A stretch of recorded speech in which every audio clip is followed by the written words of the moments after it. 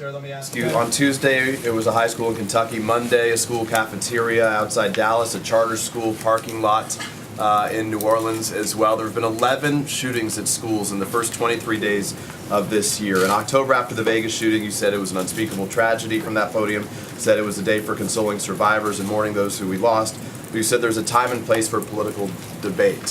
What has the president done in the time since October to try to prevent any of these shootings from taking place? Look, I think first and foremost to recognize that any loss of life is incredibly sad, and any shooting at any school across this country is something that should never happen.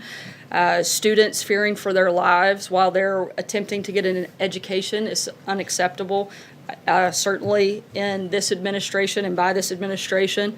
The president believes that all Americans deserve to be safe in their schools and in their communities. We've had 2 years of increased violence prior to the president taking office. We've tried to crack down on crime throughout the country. The president instructed his administration to make the recent crime wave a top priority. Some of the things that they've accomplished in that process and been focused on is they've charged more defendants with violent crime offenses than in any year in decades.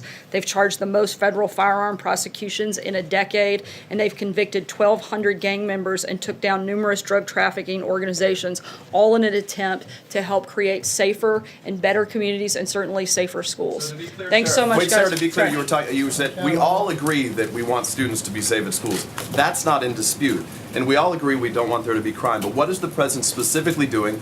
You guys said at the time today was not the day, but we should have these Look, policies. I just read off a lot of the things that he's doing. We should have the policy conversation. So the question is, what is the policy the president's willing to pursue or actively direct others to pursue to help make sure that these students are safe? Look, I know the Department of Justice instructed ATF to do a thorough review on a number of firearm provisions. That is ongoing, and it will be submitted to the Office of Management and Budget. We're going through that process. That policy review and that policy discussion is taking place. At the same time, the president has instructed the Department of Justice to crack down and make the crime wave that took place long before the president ever came into office a major priority. And you're seeing that happen. You're seeing a Department of Justice that is being active, empowering its law enforcement to crack down on crime. And that's what those results that I just read out to you show, is that they're putting a focus on that. Shootings seem to be their own category. We agree we don't want crime. I think they're part of a crime wave, absolutely. I don't think you can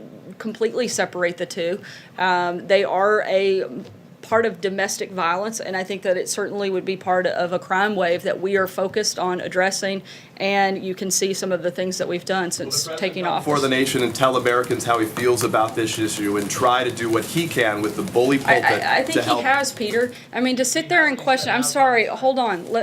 I was polite and let you finish, but let me be very clear on this. The fact that you're basically accusing the president of being complicit in a school shooting is outrageous. It's his advertisement that accuses the Democrats of being complicit on a different topic. I'm not accusing the president of anything. Ignoring the fact that the safety and security of our borders is very different. The president has been very clear and instructed the top law enforcement agency in this country to crack down on crime and to do everything they can to prevent these types of things. We've talked about it here numerous times, and we're going to continue moving forward in that process. Thanks, guys. Is the president still 100% willing to speak with Mueller?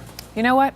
Let's start there. David Chalian and Jamie Gangel, they're both with me. And I know we got to get to the Russia investigation. I know we've got to get to immigration. But let's start with what happened in Kentucky yesterday. This 15-year-old comes into this school, and so many people were injured. There were deaths. And again, it's an excellent question, David Chalian from Peter over at NBC, about where is the president on this? Why doesn't the president come out and publicly acknowledge the gun violence in our nation's schools and churches and theaters and what have you, and do something about it? Where is he? I mean, whatever Sarah Sanders can point to of having the Justice Department get a review going, that's not going to satisfy the question that Peter was actually getting at. And what is clear in her answer, as she was sort of struggling to actually answer, there is no answer. I mean, the president clearly has not made this a top priority policy issue of his administration. And Peter was right to note what the comments were back at the time of the Las Vegas shooting, that wasn't the time, but there's been plenty of time since. And the real answer is we have not seen this president create this as a front and center policy priority. What do you make of it?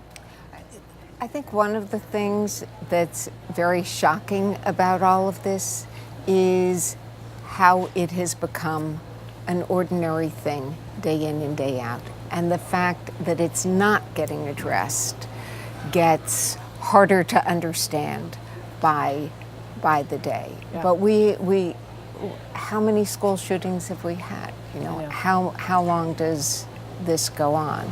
I mean, I remember Columbine when it was a huge story and we all thought it would be different. And then we had Connecticut, and it's just, it's, I think, remarkable that we haven't made it a priority.